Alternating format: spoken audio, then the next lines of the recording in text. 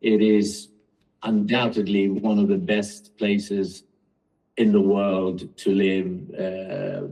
Where else in the world could you go and ski in the morning and then play a game of padel in the evening? Today's guest is Lars Rydström, a familiar name to many in the Sotogrande community. Lars lived here for many years, raising his family, playing at the Real Club Sotogrande, and being closely connected to the Sotogrande International School. He's a golf enthusiast, a devoted father, and someone who truly understands the rhythm of life in the resort. Now living in Costa Rica with his wife Joanna, Lars brings a unique perspective, someone who has lived in Sotogrande experiences and has seen it from the outside as well. In this episode, we explore Sotogrande through his eyes, what he remembers and he misses, and how distance shapes the way he sees this place we all call home. Lars, good to see you. Charles, wonderful to see you too. Good morning, or as we say here in Costa Rica, pura vida. Pura vida. It's wonderful to see you. Okay. No, here it's afternoon, and it's raining, which is welcome, even though it's... sunshine here. Yeah, good. Happy Friday. Yeah. Okay. Well, thanks for coming on to my podcast. It's really exciting. Thank you for inviting me. Yeah. The first question I'll ask you is about, life in Sotogrande. How did you first discover Sotogrande? Well, many years ago, 1998 to be precise, very good friend of our family told us about Sotogrande. He had just bought a house there. My brother and I were visiting my mother, who lived on the other side of Torremolinos towards the airport in a little community there. We were visiting her. Sadly, she was not well, but one beautiful Sunday, we decided to go for a drive, and we decided why don't we go down and have a look at this place that Pascal was telling us about, called Sotogrande. So we drove down to Sotogrande, and you remember back in those days, there was only like a single lane road, coastal road. There was no motorway or dual carriageway or anything. In fact, I believe it was one of the most dangerous roads in Europe at the time. Anyway, so we drove from Torremolinos down to Sotogrande, which I think took a couple of hours. Yeah, it's a bit of picnic, you had to have a picnic. Yes, exactly. And of course, then all of a sudden we arrived to this beautiful little oasis called Sotogrande. And it was a Sunday. We went down into the port, and the Sotogrande office was open, even though it was Sunday. Yeah. And we went in to have a look, and I met Consuelo Silva. Mm-hmm. I believe she's still there. And absolutely. At the time she was working for Sotogrande. And she showed us around, and I love heights, so she took us up to the F zone, and there was very little up there actually. I mean, things like Almenara and the all La Reserva, none of that existed. The golf courses didn't exist. Obviously, Valderrama and Real Sotogrande, were there, so I fell in love with the place. And, so what were your first impressions of Sotogrande? Because it was very different to the way it is today. So new members of the community would be very interested to see, it was a field once upon a time. There was nothing really there except, the properties and some activity down in the port, what we call Blue Sotogrande or whatever it's called now. That didn't exist. It's only the area around the K-bar that existed at the time. But, I was living in London, which is, very hectic. And when I saw Sotogrande, it was just something that clicked. And I thought, wow, I'd love to live here. And I decided to find a property or to, in the end, I decided to build, actually. Okay. So Consuelo helped me to find a piece of land. And that was back in 1999 that I bought the land and started building. And that was ready in in 2000. Yeah, 2000.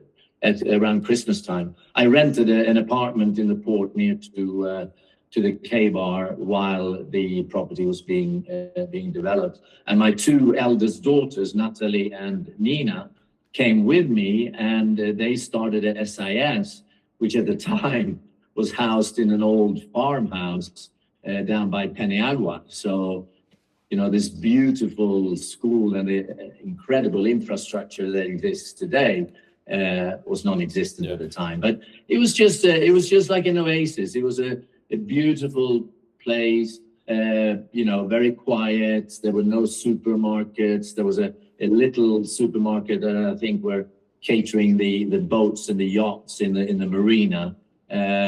If we wanted to go to a supermarket, we needed to go down to Los Barrios or to Algeciras, right, or to Estepona. So the school, the original school was here in Paniagua, just up the road from where I am, where my offices are. And obviously it's gone to now, I think there are 1,400 students. And I don't know when the last time you were in Sotogrande, but next time you come, you'll see they're building yet another big building as well. So it's got the boarding school, it's got the original one that you knew with the green roof.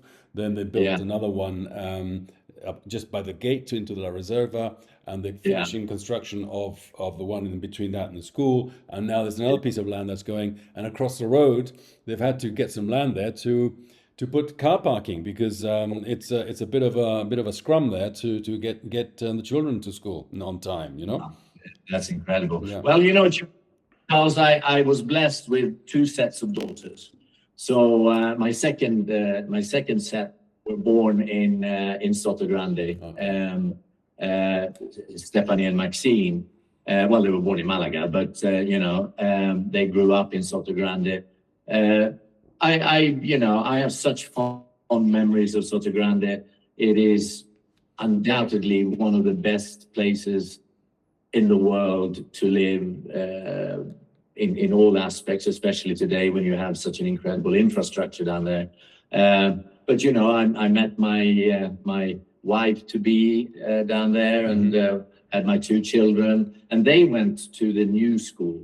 And, you know, they went to Iguana Park, you know, as infants. And so, you know, I spent 17 of my happiest years in Sotogrande. So 17 years, one of your children, both the children were born in Malaga. So they finished school here, presumably. They went all the way through.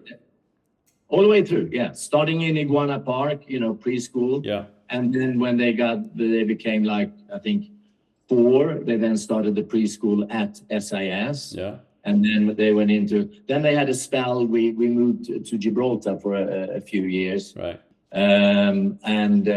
But we retained our property in Sotogrande. It was just really to make sure that, you know, we didn't overspend our welcome as far as the hacienda was concerned.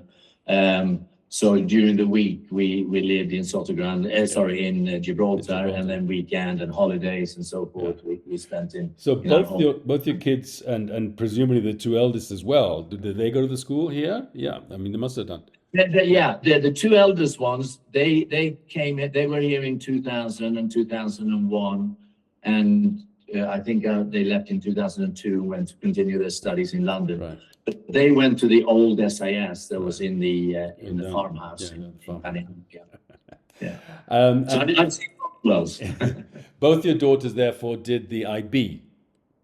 Correct. Yeah, correct. And they've succeeded in whatever they want to do in life. They're happy. So you know, we can recommend the education here in Sotogrande for these globetrotters.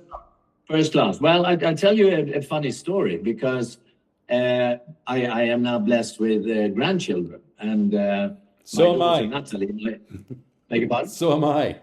God bless you. God bless you. Yes. So my daughter Natalie and her husband Hans, they moved here to Costa Rica in 2012, and we started, you know, come here to visit them. They got married, and then they had their two girls, my two grandchildren. They were born here, and they go to a school called Blue Valley now. They are 8 and 5. And they go to a school called Blue Valley. And believe it or not, it is owned, Blue Valley in Sotogrande, in Costa Rica, is owned by the same people that own SAS in Sotogrande. Okay. There we are, small world. Small world, indeed. Or very big school. But exactly. Yeah, Exactly. very good. Okay, so let's go back to the first few days. How did you find the social life at the time? I mean, when you first came in, I know that as you and I have traveled around the world, we've had kids in different countries. You make immediately friends with the parents of your school kids' friends, you know. Absolutely. And presumably you did some of that. But someone arriving into Sotogrande, how do you think they should integrate, other than via the parent TTA, PTA or whatever that is through the school? Well, Sotogrande is such an easy place to make friends and to meet people, because there are so many different types of activities in Sotogrande. It's not just the school. I mean, that obviously helps, but you have padel down at Manolo's, or you have the Real Sotogrande golf club with all the social activities going on there, or Valderrama. You have the polo, you have, the yachting. I think it covers virtually every taste and every type of activity that you can think of. So to actually meet people were the easiest thing. And we met some of the best friends. And we actually have people that we're still in touch with. In fact, we some dear friends from Sotogrande called Giora and Vered Tal. They're from Israel. They lived in Sotogrande for a few years and then went back to Israel. And believe it or not, they're coming to see us here in Costa Rica on Monday. Mm-hmm. And staying with us a few days, and then they're going traveling to see this beautiful country. So yeah, and people that are still there. And actually, we are coming, and I hope to be able to see you when we do. We're coming to visit Sotogrande in June. Oh, fantastic! Very excited about that. I'm doing a motorcycle ride in Morocco for 8 days, and then there we come to Sotogrande. We're going to spend about a week in Sotogrande. Because that was your poison. I remember you used to have when I sold your house, going into the garage and seeing your motorbikes was quite an exciting thing. It was more exciting than the house, seeing yes, exactly. Yeah. Because motorbiking here is good fun. I mean, it's, in the back of the hills here, motorbiking, it must be quite good. Oh, beautiful, beautiful. Yeah, wonderful riding. Yeah, you go up to Ronda. You can go up to Seville, all over the place. On the road and off road, both. Yeah, very exciting. Yeah. You remember the Real Club, Were you? Of course, yeah. And I was a member for many years. Many years. The golf course itself is, I think, number 2 in Spain after Valderrama. Would you? So it's kept its standards. It's hosted international tournaments. It's hosted the kids, that starts. So people like Rory and Ram, and they all won there, and they've had the little cup and stuff, and others, Molinari, I think. It goes on and on and on. Correct. That must have been a good thing to integrate as well. And Joanna plays as well golf, doesn't she? Yeah. Better than you, probably. Sorry, better than you, probably. Yes, of course. Yeah. We played, and that's one thing, especially Joanna. She really misses her golf, because when we left Sotogrande, we went to live in Colombia for 18 months. Then we went to Florida, and we lived there. And now, of course, we're in Costa Rica. And the golf wasn't the same. Sotogrande, I mean, if you're a golfer, you're in heaven living in Sotogrande. I mean, not only do you have, as you pointed out, 2 of the best golf courses in continental Europe, but now you have La Reserva, and you have the courses up in near Valderrama, the Almenara. I mean. And then, of course, in the vicinity. And Links and Roque, there's many courses. yeah, if you're a golfer, you couldn't live in a better place than Sotogrande, that's for sure. I was, as you know, I lived in Colombia for a while, and in Cali, not in Bogota, or Medellin, which I think is where you were, because I remember when you're trying to buy a property, you got your realtor to speak with me. I can't remember exactly why, but you just wanted probably you wanted some sort of someone to confirm that you're a normal person, you know, that you're a nice guy. Exactly. A That reference. was yeah. No, but the golf courses I played in Cali, the country club there is Yeah. fantastic, because Yeah. it's something that I miss here, because you'd go and play golf because of the heat at 6 in the morning, and that you put your golf ball down on the first tee. So the first four guys went off, the second four guys went off, and then you'd finish at 10:30 after having breakfast halfway around. Then you go and have a sauna, which I don't know why we wanted to have a sauna, and then you'd have a massage, and then you go Yeah. out and sit by the pool, waiting for lunchtime, and then Yeah. have oh, it's amazing lifestyle. I mean, it was amazing, and I'm sure you do the same in Costa Rica with the clubs and stuff.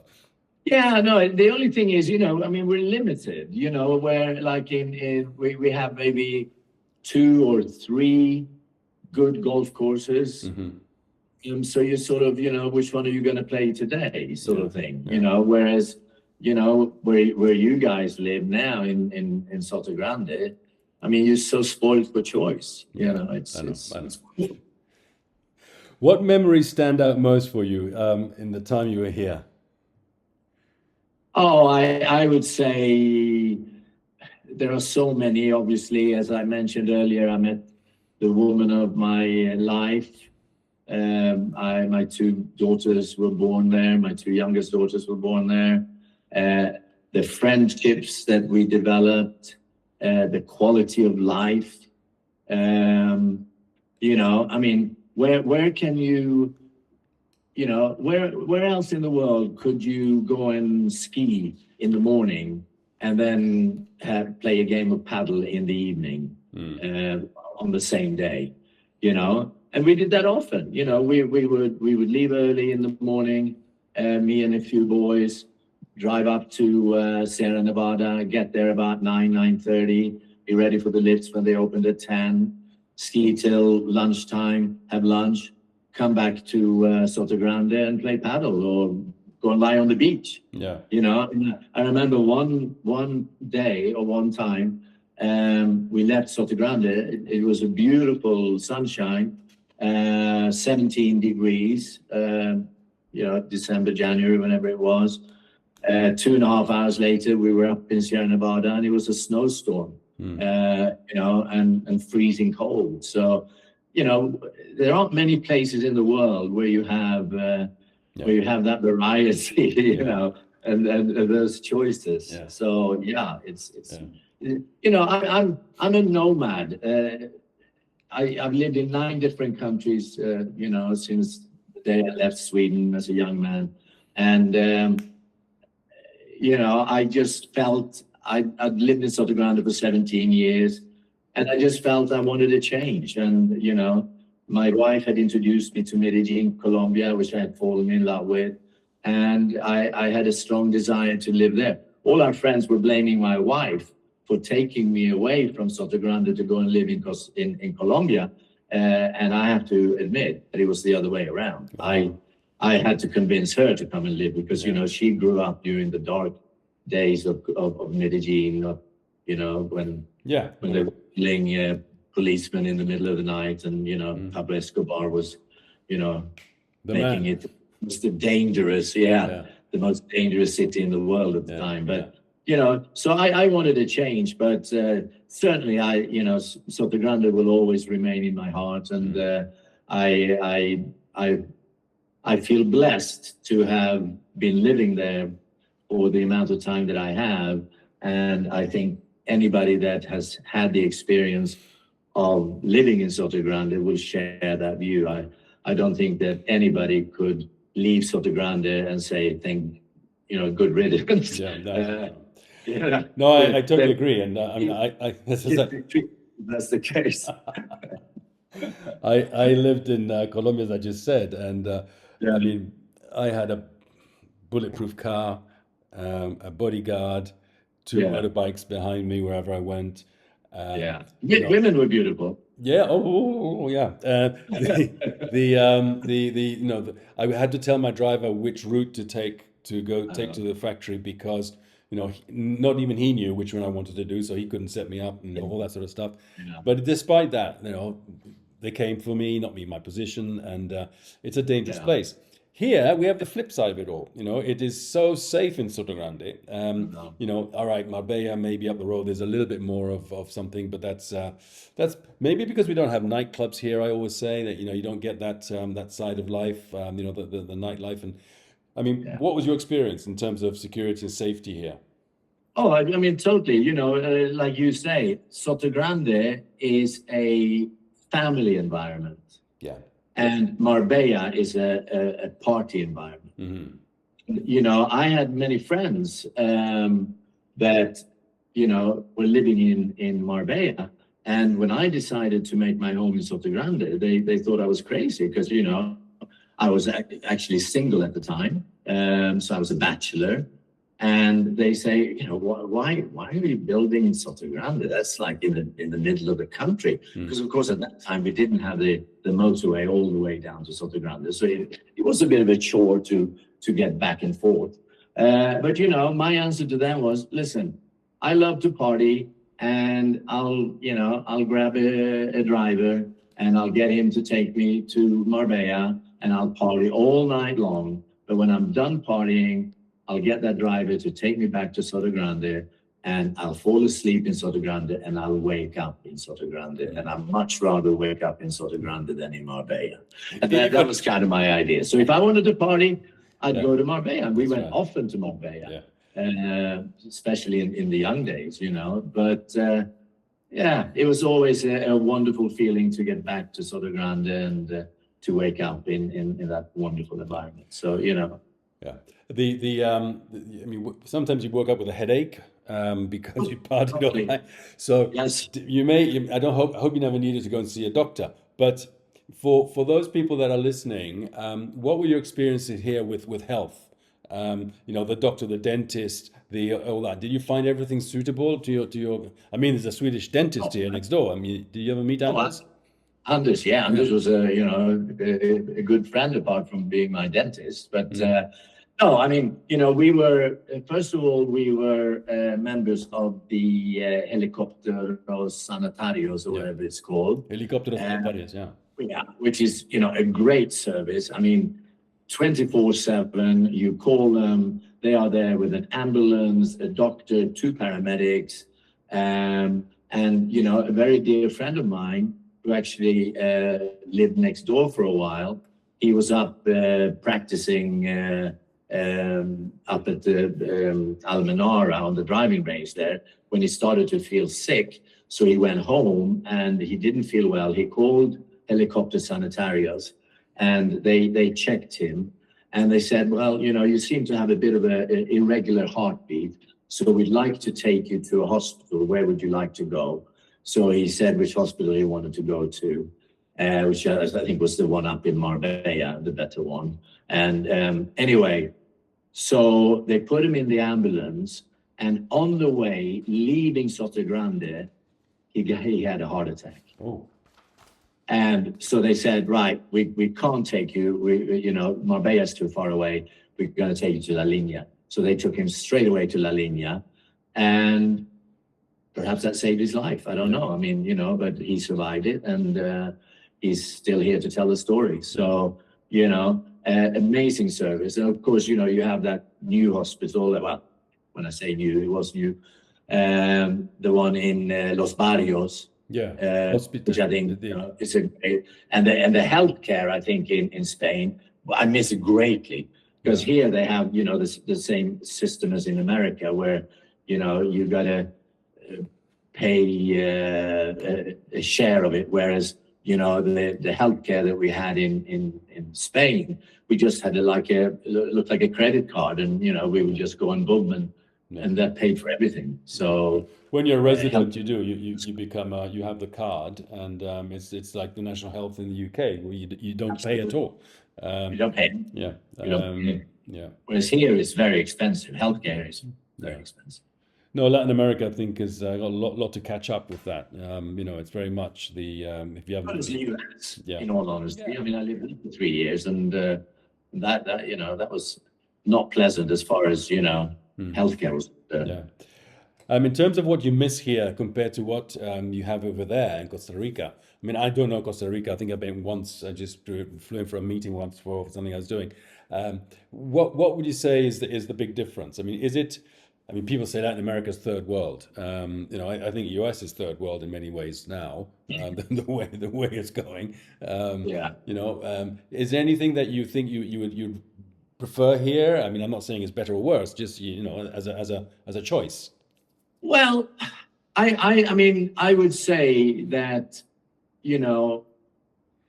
Sotogrande, the way it is today, is a place where, I mean, unless you want to go shopping in Marbella or Algeciras, you got everything at your doorstep. Whereas, here, we don't, here it's more spread out. And traffic is horrendous. We used to live in a house about 20 minutes outside of town.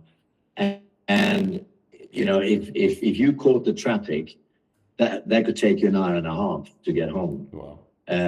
Horrendous. So we decided to, because it's just Joanna and me now, the girls have flown the nest, so it's just us.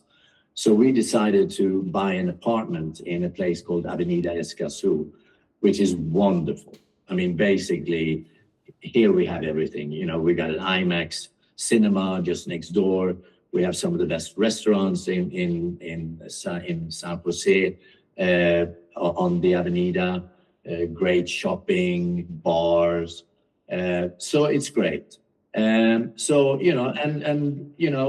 I really love here, of course, is that, I have my family here. 2 of my daughters are here. My 3 grandchildren are here. My other daughter, one is now living in Medellin, which is an hour and a half flight.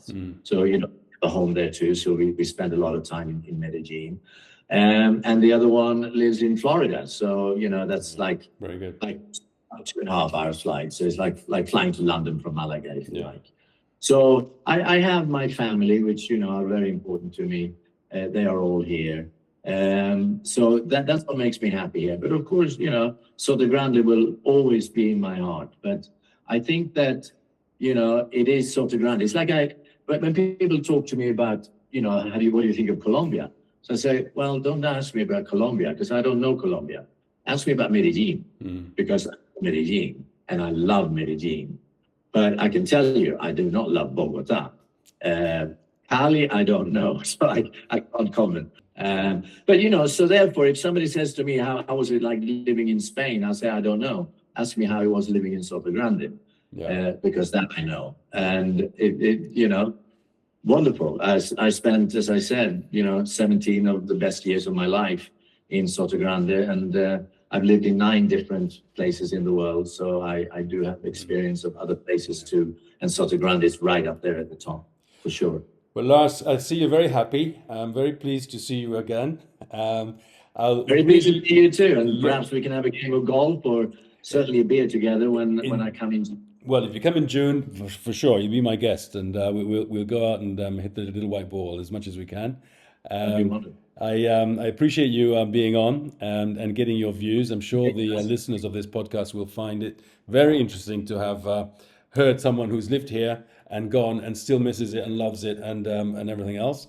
And say hi to Joanna for me, and see you hopefully very soon. Absolutely. Okay? Yeah, thank you very much for being on. And God bless. You have a home here if you ever want to come and see me. Thank you very much. All the best, my friend. Ciao, ciao. Take care. Bye-bye. And love to everybody in Sotogrande. Will do.